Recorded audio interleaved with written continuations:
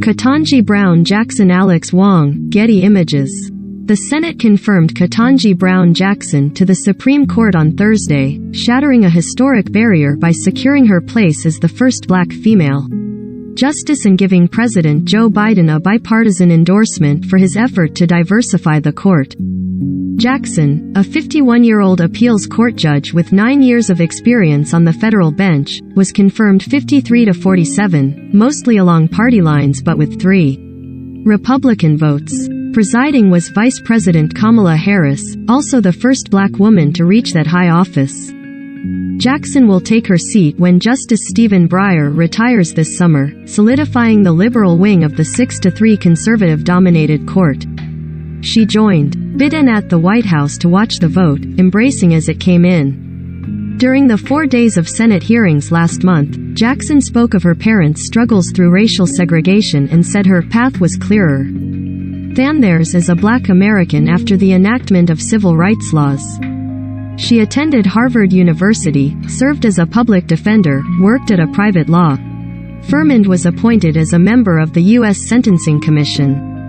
She told senators she would apply the law, without fear or favor, and pushed back on Republican attempts to portray her as too lenient on criminals she had.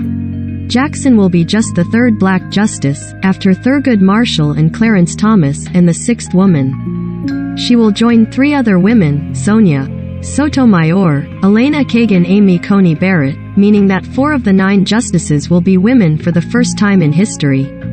Her eventual elevation to the court will be a respite for Democrats who fought 3 bruising battles over former President Donald Trump's nominees watched Republicans cement a conservative majority in the final days of Trump's term with the confirmation of Coney Barrett. While Jackson won't change the balance, she will secure a legacy on the court for Biden and fulfill his 2020 campaign pledge to nominate the first black female justice. Senate Majority Leader Chuck Schumer said ahead of the vote that Jackson's confirmation would be a joyous day, joyous for the Senate, joyous for the Supreme Court, joyous for America. Despite the efforts to tarnish her record, Jackson eventually won 3 GOP votes. The final tally was far from the overwhelming bipartisan confirmations for Breyer and other justices in decades past, but it was still a significant bipartisan accomplishment for Biden in the 50-50 split Senate after GOP senators aggressively worked to paint Jackson as too liberal and soft on crime. Statements from Sens. Susan Collins of Maine, Lisa Murkowski of Alaska and Mitt Romney of Utah all said the same thing. They might not always agree with Jackson, but they found her to be enormously well qualified for the job.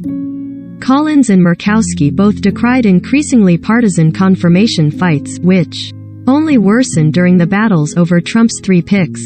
Collins said the process was broken, and Murkowski called it corrosive and more detached from reality by the year. Biden, a veteran of a more bipartisan Senate, said from the day of Breyer's retirement announcement in January that he wanted support from both parties for his history-making nominee, and he invited Republicans to the White House as he made his decision. It was an attempted reset from Trump's presidency, when Democrats vociferously opposed the 3 nominees, and from the end of President Barack Obama's, when Republicans blocked nominee Merrick Garland from getting a vote. Once sworn in, Jackson will be the second youngest member of the court after Barrett, 50. She will join a court on which no one is yet 75, the first time that has happened in nearly 30 years. Jackson's first term will be marked by cases involving race, both in college admissions and voting rights. She has pledged to sit out the court's consideration of Harvard's admissions program since she is a member of its board of overseers. But the court could split off a second case involving a challenge to the University of North Carolina's admissions process, which might allow her to weigh in on the issue. Republicans spent the confirmation hearings strongly questioning her sentencing record, including the sentences she handed down in child pornography cases, which they argued were too light. Jackson declared that nothing could be further from the truth, and explained her reasoning in detail. Democrats said she was in line with other judges in her decisions. The GOP questioning in the Judiciary Committee showed the views of many Republicans, though, including Senate Majority Leader Mitch McConnell, who said in a floor speech Wednesday that Jackson never got tough once in this area. Democrats criticized the Republicans' questioning. "You could try and create a straw man here, but it does not hold," said New Jersey Senator Cory Booker at the committee's vote earlier this week. The panel deadlocked in the nomination 11-11, but the Senate voted to discharge it from committee and moved ahead with her confirmation. In an impassioned moment during the hearings last month, Booker, who is black, told Jackson that he felt emotional watching her testify.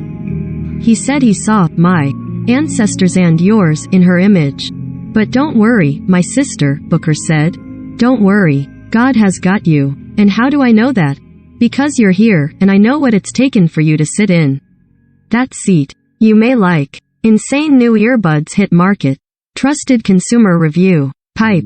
Sponsored. This top live roulette table has exceptional wins. 888 Casino. Pipe. Sponsored. Learn more. NRI in Thailand? Invest 18,000 rupees month. NRI investment plan. Pipe. Sponsored. Read more. If you spend time on your computer, this vintage game is a must-have. No install. Forge of Empires, free online game. Pipe. Sponsored. Electronics have put Bangladesh on the map. CNN with Made in Bangladesh.